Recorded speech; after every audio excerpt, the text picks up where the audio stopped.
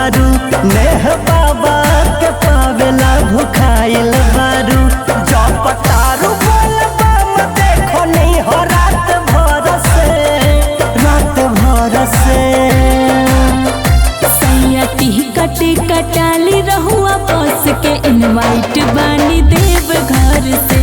सैयती कटे कटाली रहुआ बस के इनवाइट बानी देव घर से।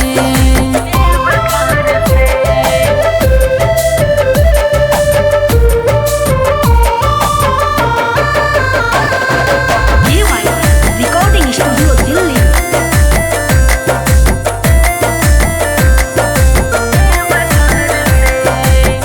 उनके कृपा से रउआ के पहिल बहानी आजुल खुश बानी दोनों परानी।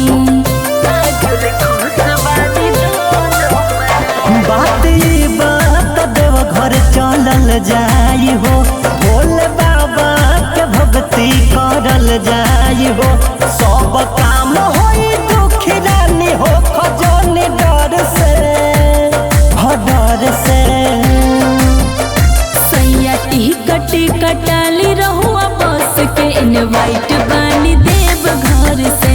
सैयती कटे कटाली रहुआ बस के इनवाइट बानी देव घर से।